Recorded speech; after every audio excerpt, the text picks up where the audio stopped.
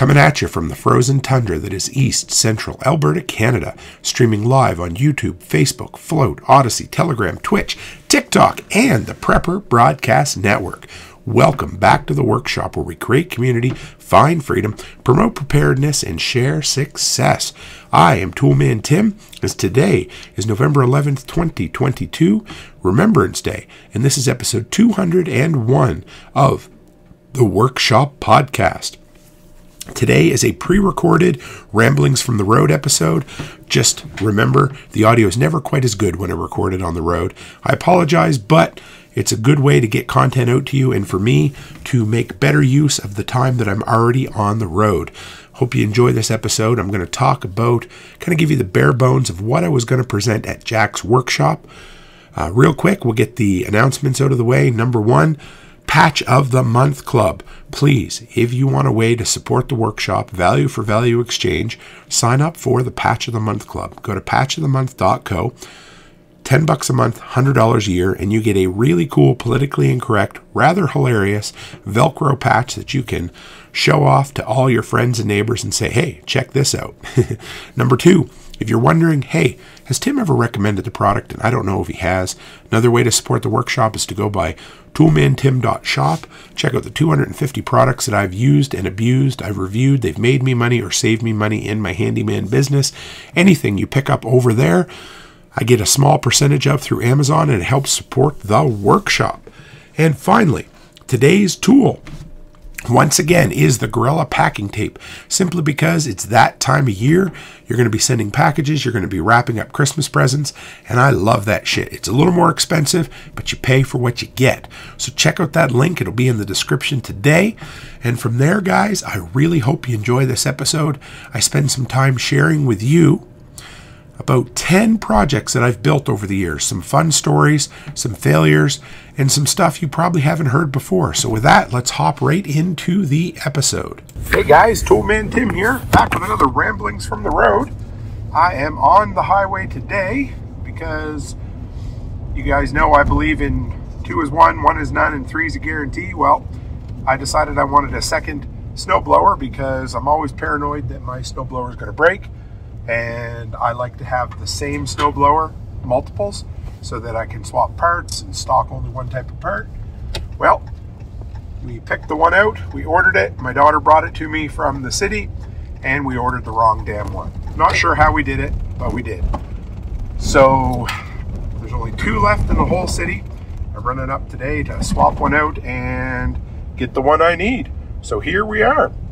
How is everybody today? Always love these ramblings from the road. Have a good time just driving and chatting with you.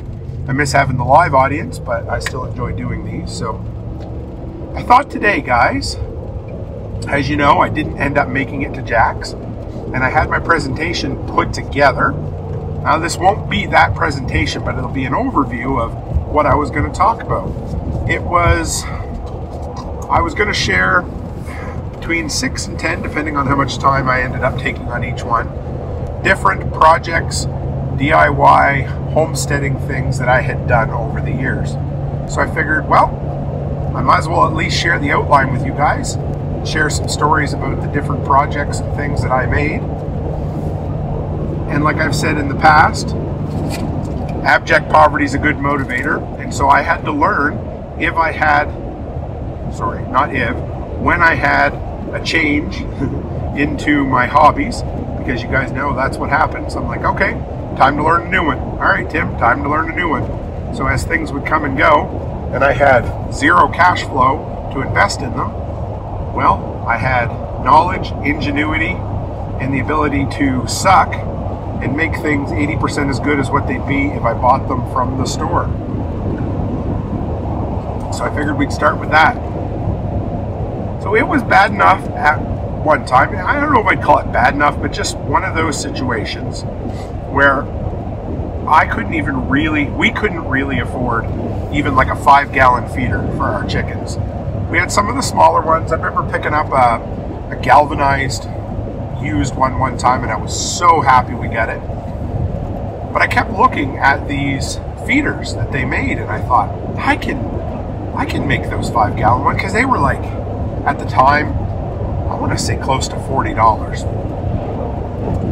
So I decided I was going to make them out of 5-gallon buckets. The problem is that, you know, you need a base that's bigger than the bucket itself. So it took me quite a while digging and looking around. I think I even went to the dump and I found this big blue bucket. I don't know if it was a 6 or a 7-gallon, but it had a significantly wider base. So I went up about 3-4 inches from the bottom and cut the bucket off. So I used that as the tray, and then I mounted just a regular 5-gallon bucket on the inside, and I cut 4 little half-circle holes all the way around it, so that as the chickens would peck at the feed, it would fall out, just exactly the same as what they had in the store. But I built it for $0, and the cool thing was, of course, you've got a 5-gallon bucket, it's got a handle on top, so it gives you something to automatically hang it as well. So I went and I just hung it up a little bit to keep the birds out of it, because you guys know birds love to get in there and shit and carry on. So the only thing I had to use was a little bit of hardware to connect the larger 6 or 7-gallon base of the bucket to the 5-gallon bucket. And I just used a couple of, I think it was 4 nuts, bolts, and washers. Probably cost me about $1, but that was way cheaper than that. So then that reminds me of another one that I didn't have on my list, but we'll share this with you too. So of course, even on the East Coast, it would get, you know, -10, -12 Celsius, enough to freeze the eggs, that's for sure, and enough for the waterers to freeze. And of course, I did not have the money for a nice, fancy, heated waterer either. So instead, I took my standard galvanized waterer, I took a cinder block, and I put a lamp base. If you guys know what a lamp base is, they call them a lamp base, but it's just one of those, something you'd see in a shop or a basement, those plastic, or I used enamel, or they're a heavier duty material. And all they do is, you know, you wire 2 wires to it, and you can screw a regular incandescent light bulb in it. So I set that down inside the cinder block, and then I would sit the chicken waterer right on top of that, and it was enough to keep it from freezing completely. You know, there were times it would still freeze a bit, but never that bad. It was, again, a poor man's version of a heated waterer, but guess what? I didn't have to pay for it. There were so many things with the chickens, because that was, we were early on. There were times I remember that we didn't even have the money to go buy the chicken feed. So we would go through the pantry and we would find old dry noodles that we hadn't cooked, or something the kids didn't like, and Mama would cook up a great big, you know, 2-gallon pot on the stove, and we would get down and feed them to the chickens, because it would just have to get us by for a couple of more days till we got paid and we could go get chicken feed, that kind of thing. I'm sure some people are thinking, well, why the hell did you have chickens if you couldn't afford to? Well, that's part of the reason you have chickens, is because you can't afford anything. You know, the eggs that you got out of them was, and the meat you got from them was far worth more than the feed you put in them, but you still had to come up with that $10 or $12 a week or whatever it was to get chicken feed. But those were a couple of my inventions or builds for chickens. And then I had a third one. This was by far one of the most proud things I've ever built. But the kids and I wanted to hatch chickens. We wanted to take some chickens and some eggs and have some of our own babies, because again, you know, a couple of bucks per chick got pretty expensive when you ordered them. So we're like, hey, why don't we get into doing it ourselves? So I thought, hey, I can do this. And I looked at the chicken incubators online. Ooh, and back then, now there are some cheaper ones you can get nowadays on Amazon. They're, you know, I don't know the exact price, but significantly cheaper than the big ones. But at that time, this was back 15 years ago at least, they were well over $100. And at the time, Becky and I had a rule. I can't remember the exact amount of money, but I want to say it was anything over $10, and we had to talk to the other person because we were that broke, which basically meant anything over $10 disposable income we couldn't buy. So I had to figure out a way to buy it, build it. So this one was pretty cool. And this is how a lot of these big projects start with me. But first I look up online and I say, okay, how how are they built? What are the ones, what's out there right now that I could buy, and how does it work? Okay. And then I would start scouring the old forums, because I still find the forums are better than going through Google, but scour the old forums. I think it was backyardchickens.com was a really good one back in the day, because this was pre-YouTube anyway. So I would scour the forums and I would find pictures of things people done themselves, and I would modify. And then I would say, okay, what do I have? Or better yet, what can I scrounge that won't cost me anything to allow me to build this? Now, thinking back on it, I don't believe I spent much of anything on it, but I'll describe to you how it was built. If you guys want bigger, of course, I don't have any pictures of this because it's been, well, anyway, this was long before we even had digital cameras kicking around for the most part. I'm sure we had one, but we never saved any of the pictures. So I basically built an insulated plywood box. I had 3/8 or 1/4 inch plywood. I'd say it was about 2.5 feet tall and 18 to 20 inches wide and deep. And inside, the first thing you need to do is a way to keep the heat in. And this was all, you know, it's all pretty simple. You need a way to generate heat. You need a way to regulate heat. You need a way to contain the heat, and you need a way to circulate the heat. So I got looking and I built an insulated plywood box. So the plywood was simple. I believe I had to buy a couple of hinges and a hook for putting that together to put the door on. That was it for that. Now, how did I insulate it? Well, I used that 3/8 foam core board. That's that accordion stuff that you would put underneath of siding when you're putting it on a new house. It worked great. 2 reasons. It was thin. Well, 3. Thin, it was insulation, and it had foil. So I put it with the foil on the inside so it would reflect the heat back in, and it worked great. Now, you also needed some moisture in there.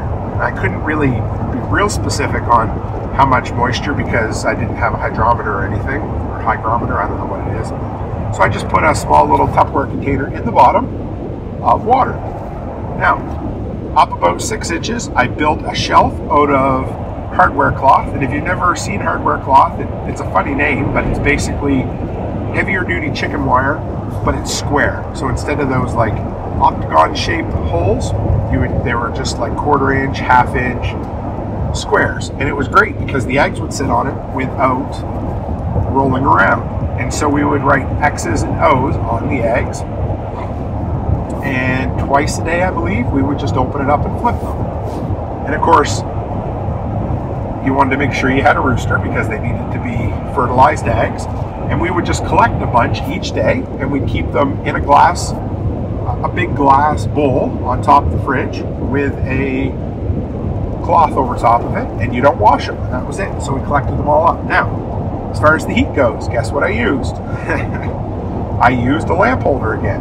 So, you know, back then they were like 79 or 89 cents for basically just a light socket that you put up on the roof, on the ceiling in a basement or in a, you know, well, really anywhere. So I put that in. I wired a plug to it. A 100-watt incandescent light bulb turned out to be perfect for that. Now you need a way to circulate the air. So I stripped out, I had a bunch of old computers, and I stripped out the fan out of the old computer, and I used that to power. I can't remember how I geared that up because I know they were low voltage. I might have taken it out of a power supply because those are 110. So I used that. That ran all the time. Now, here's the thing. One more thing you need. You need a way to regulate the temperature. Now, somebody out there could let me know what it was. I want to say it was close to 100 degrees Fahrenheit, but I'm not sure. So the moisture, the humidity made the eggs soft enough that the babies could come out. When we were done, we had about a 50% hatch rate, which I thought was great for a homemade incubator. Now, I needed a thermostat and a way to turn on and turn off that light automatically. So I went and I talked to Mike at the scrapyard and I said, hey, I need a thermostat off of an old electric hot water heater. So I went and dug around, and you had to find them that would go up to the proper temperature. And like I said, I can't remember what they were. I know you don't want to scramble your eggs, but they were what they were. I went and I stripped an electric thermostat out of there that would turn on and turn off. You needed something that you could have the on-offs really close. They work like an analog light timer, or analog water sprinkler timers. You know, you set your on, you set your off, and you get them really close. And it worked great.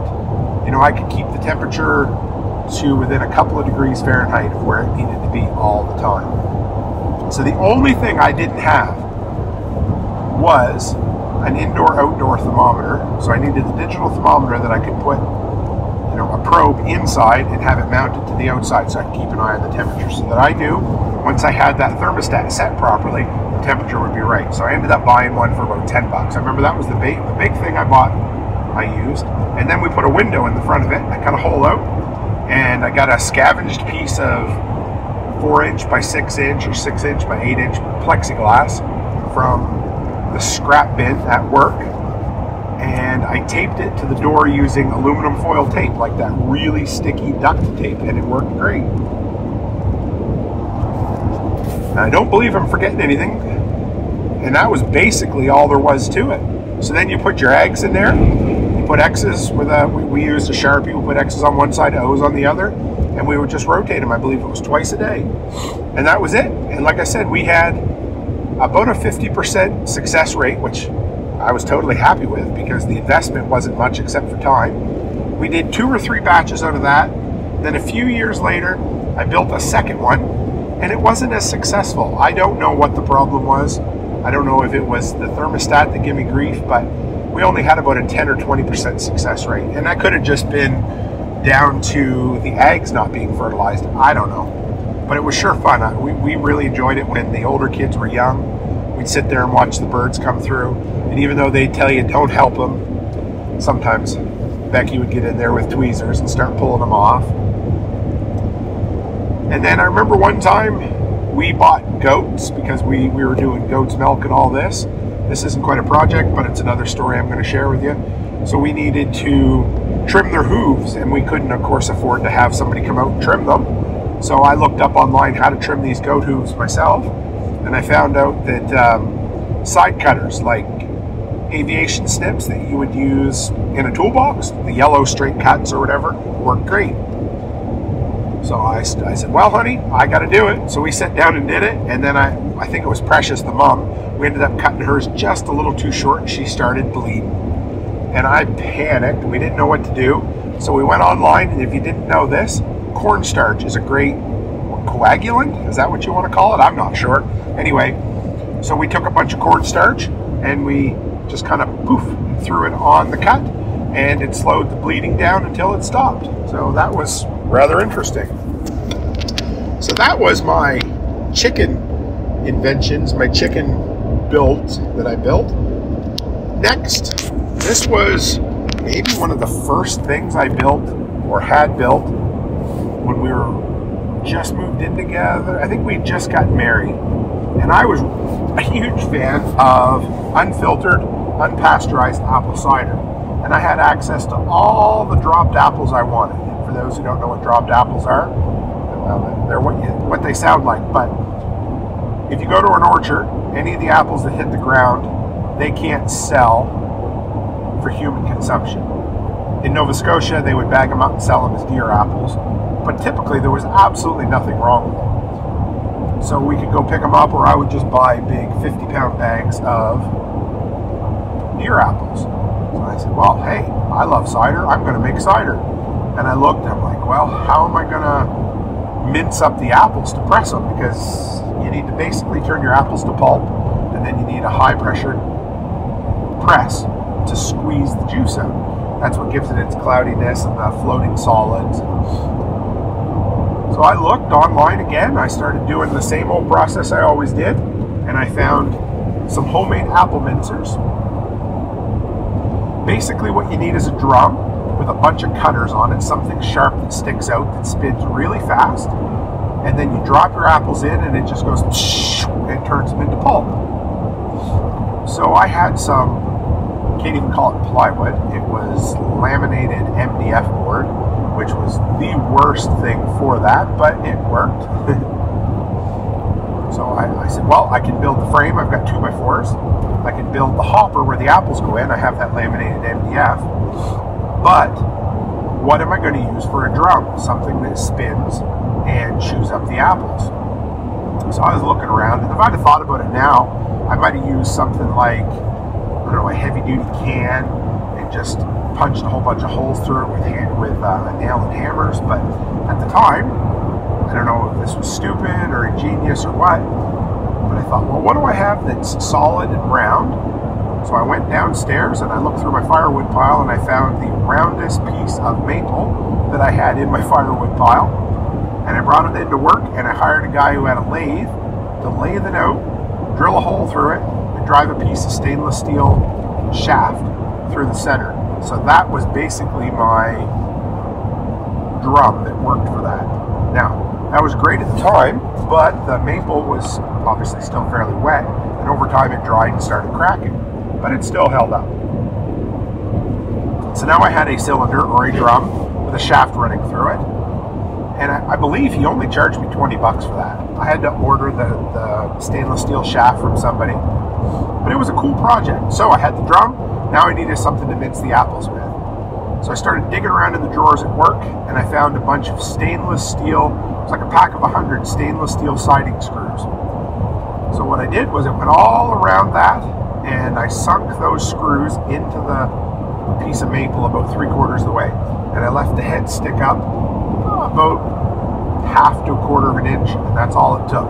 So now at that point I had my drum, I built a hopper, and I built the frame for it. So now I needed a way to spin it and power it.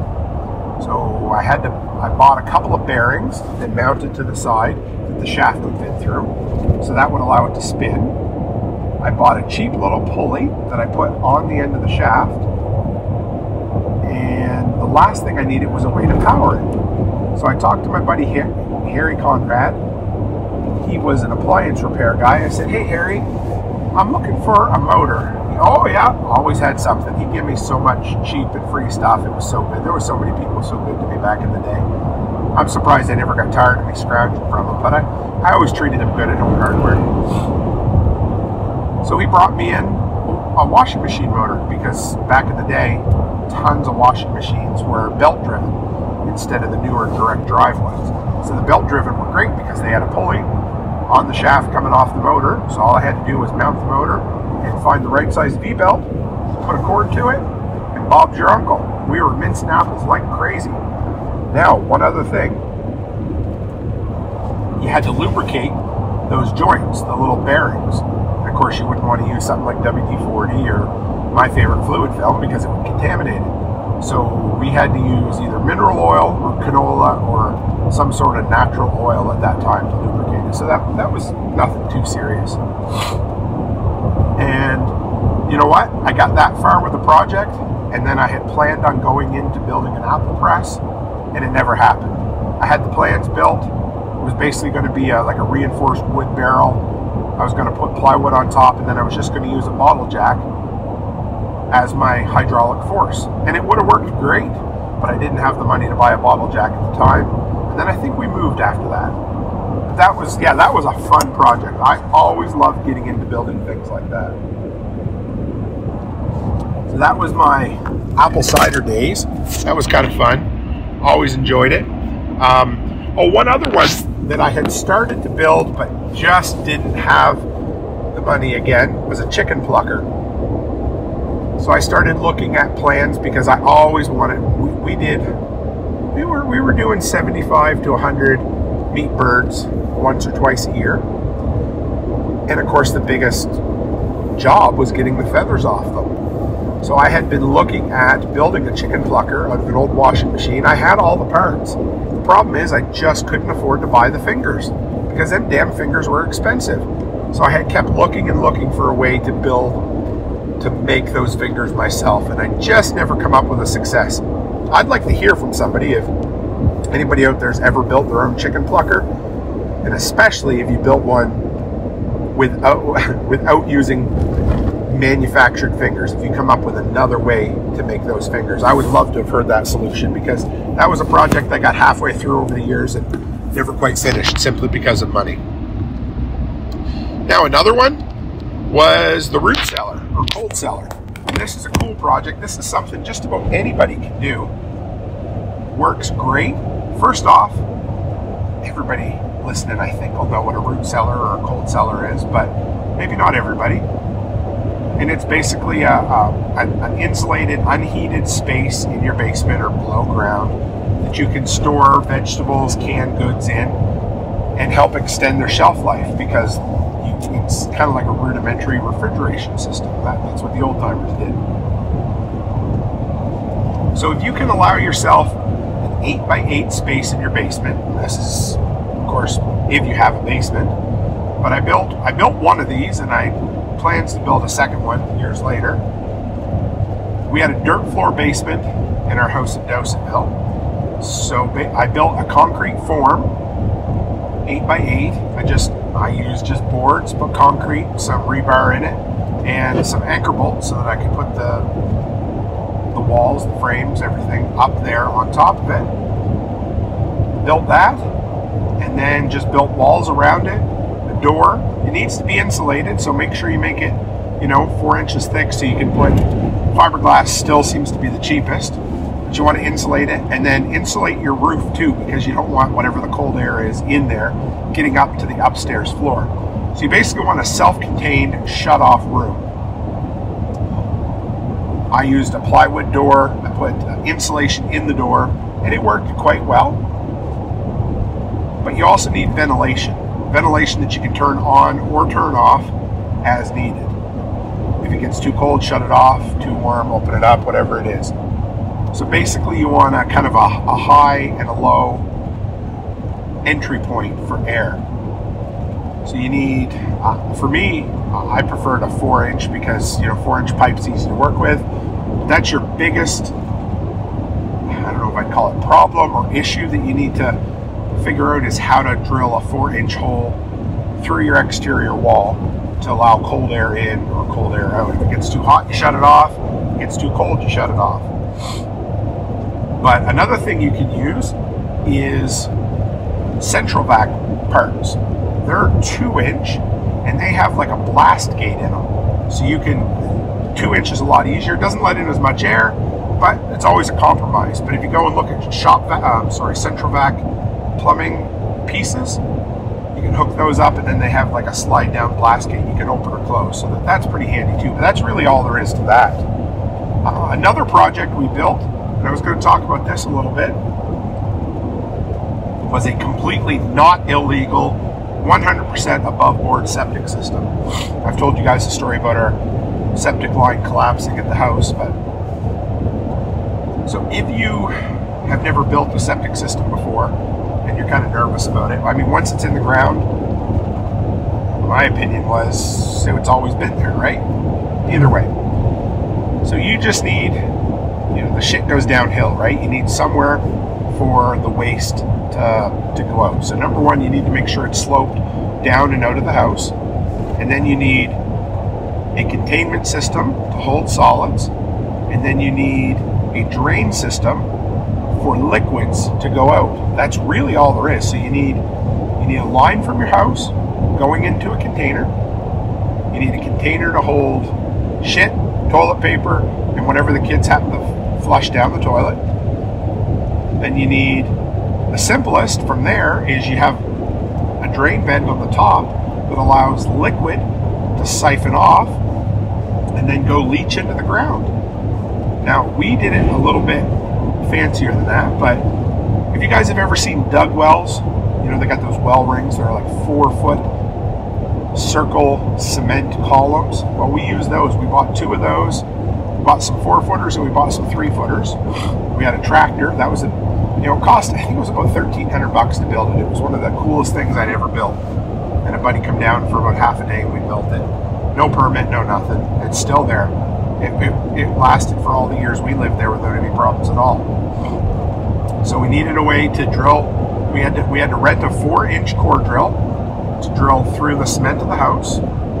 Then we needed to drill a hole into and out of 2 of the well rings.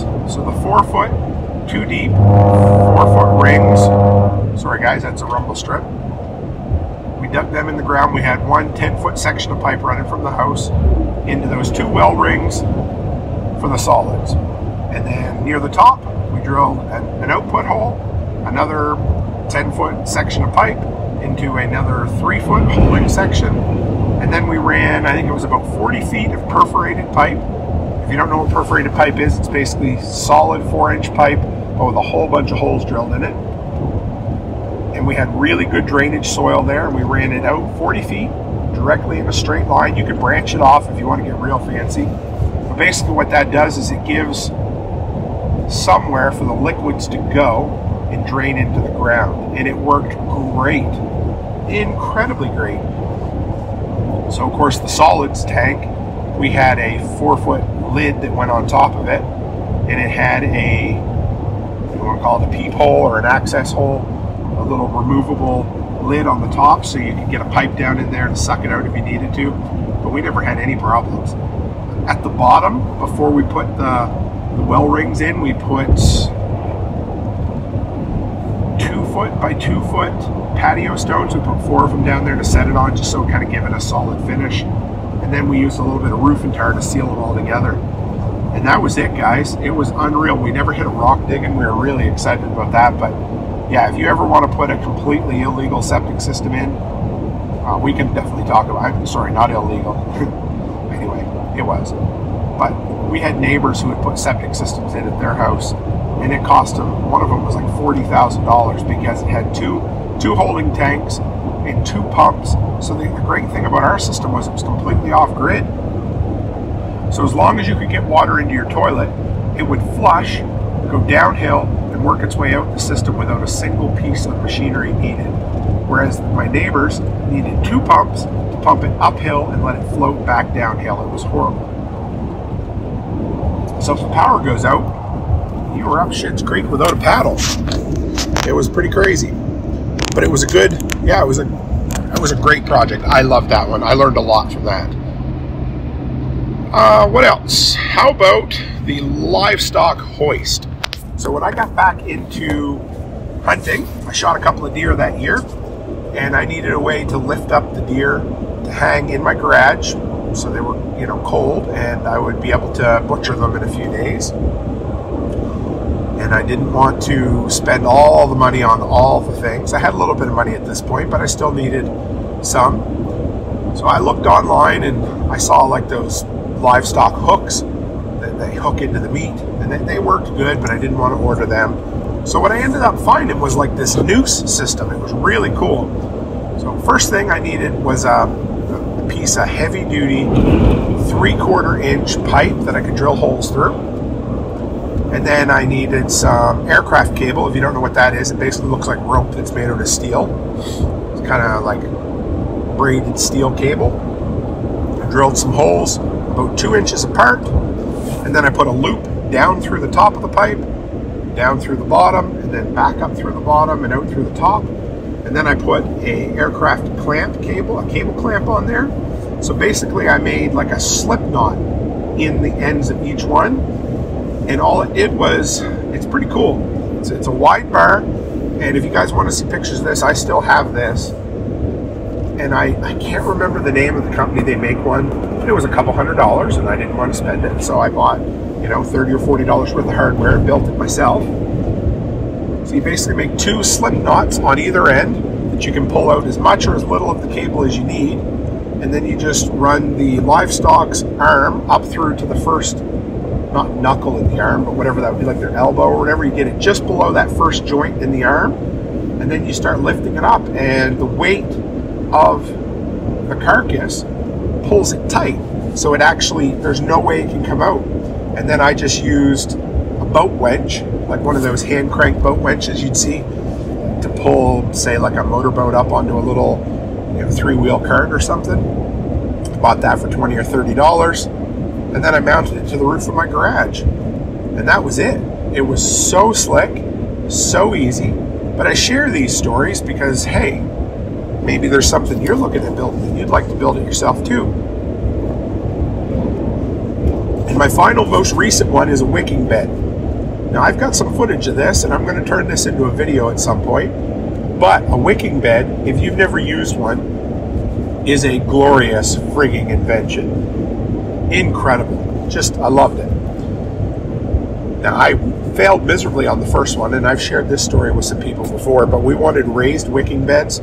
So if you don't know what a wicking bed is, it's basically an enclosed garden bed that holds water in the bottom, and through some sort of scientific action, the moisture wicks up through the soil to the roots of the plants. Now what's great about that is you're not dumping the water on top of the soil and losing most of it to evaporation. It took I want to tell you, almost all of the work out of gardening. I loved it. So how does it work? Well, first off, you guys have heard me share the story about how I failed miserably on it before, and if you want to hear that again, let me know. But I built one this year. We're going to build two more. So it's a 4x8 container. I built it with pressure treated lumber, and before you get your panties in a knot, the water and the plants never touch the pressure treated, so there's no concern there. 4x8, 3 feet high, and then I bought a pond liner on Amazon, and you put the entire thing in and get it kind of tucked in nice, nail the pond liner into place. So now you have a 4x8, 3 foot high, basically what would contain water if you wanted it to. Now the first thing you put in the bottom is 4-foot flexible, what we used to call Big O sewer pipe. So it's basically that corrugated accordion style pipe with a whole bunch of slits in it. And I ran it all the way around the bottom and then up to the top, and then nailed it off at the top. So you've got, a whole loop of that pipe in the bottom of this 3-foot deep container. Then along the side you have it running up the side so that you have an opening you can dump water into. Okay, so from there you fill in the bottom third or so with sand or gravel, something very porous. I used kind of a mixture. It was like it was closer to sand than anything. So you fill it up about halfway. Then you put weed cloth. Everybody knows what weed cloth is, or old carpet or whatever. Basically just something to keep the gravel and sand from mixing with the soil you're going to put on top. Okay?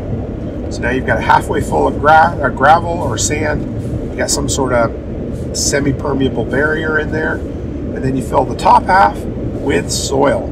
Now at some point, you want to put a drain plug on the side of the port, because if not, if it rains too hard and it fills up, you're going to have flood and it's going to kill your plant. So you want, basically at the height of the soil, you want a drain that will allow the water to flow out. Now I bought oh boy, I can't think of what they call those right now, but you drill a hole and you screw them together and you put them through like an IBC tote or whatever.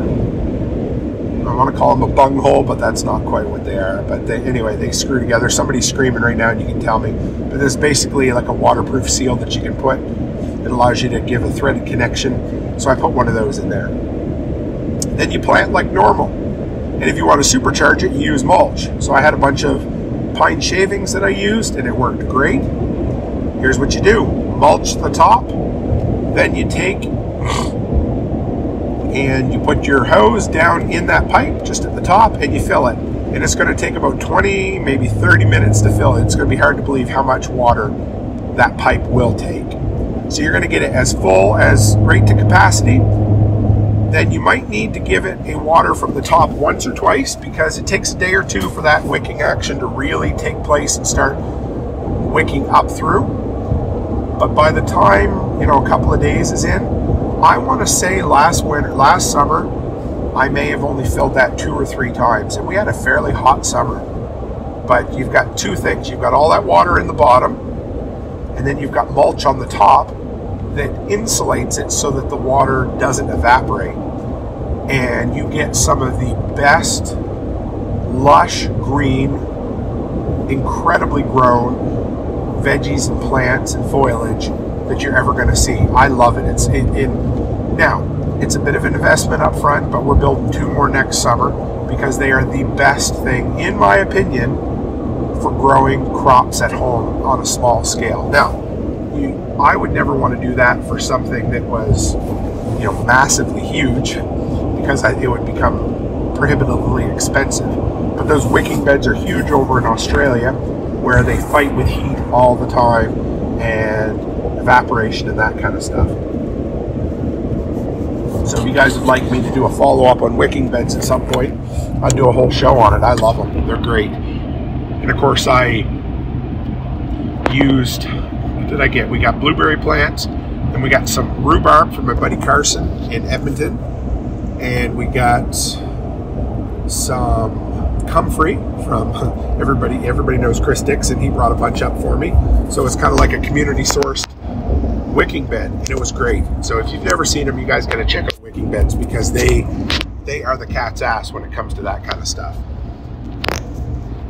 Let's see, one more project. I didn't know how far I would get into this, but this is a little bit different. But it was lead reclamation or reclamation or whatever you want to call it.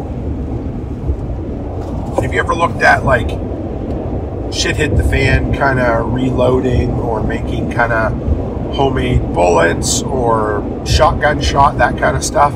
I got into that for a while, and at the time I would just go to the local garage and I would buy 2.5 gallon buckets full of wheel weights for, I think it was like 20 bucks. So it wasn't super expensive. It's getting harder to find real lead in those. Most of them are zinc now, but for years the lead was great. Now you want to wear yourself some sort of N95 filter mask or something when you do this. I didn't, stupid me. I made sure I had the wind blowing the right way and I stood downwind so it wasn't blowing in my face. But basically what I did was I took a stock pot, I put it on my barbecue at first, and then on one of those turkey frying, outdoor turkey frying things. So put the stock pot on there, I would heat it up, and I would put as many wheel weights as I thought could reasonably go in there, and you would just let them heat up. Two things, you know, wear eye protection. Don't put water in there. If you want to hurt yourself or kill yourself, dump a bunch of water in molten lead and see what happens. But basically let it heat up, and lead of course will melt with an open flame, but all the other stuff like steel and that kind of stuff won't melt. And so you just keep scooping it off. And I had like a slotted spoon, this big kind of 4-inch round hold spoon that I used, and I would just scoop all the shit out of there until all I had left was clean or fairly clean lead. And then I went to a Salvation Army store and bought some muffin tins, and I would dump them into there, and I still have all those lead ingots to this day. I've probably got 200 or 300 pounds of lead that I've never done anything with. So this is kind of confession time, where I start a lot of projects and don't finish a lot of them. But it was a pretty cool process. You didn't need anything fancy or special for it. I started building a shot dripper, which is basically something that would make homemade shotgun shot. Didn't work. If I did it again, I would probably just make slugs. But it was fun. It was really cool. It was simple, but it's getting harder and harder to find lead nowadays. So I hope you guys liked that. This was a bit of a off the cuff. I just had the list to go by. But these were the projects I was going to talk about at Jack's this weekend. It sucks I'm not there, but you know what? I feel good about it. I'm glad I didn't go, because these new customers are, oh, guys, let's just say it's going to put a lot of money in my pocket, and I'm really excited about that. So I hope everybody out there is having a great week. I think these pre-recorded shows will be on Fridays from now on. This should land tomorrow, as long as I get it edited properly tonight. Tonight will be episode 200. You won't hear this until tomorrow, so this one will probably be 201. But I'm pretty excited about talking about the history of preparedness. This has been a passion project of mine for a while that I've been digging around with in the back of my brain, and I can't wait to share it with you guys. So that's it for me this week. As always, stay happy, stay healthy, and have a great week.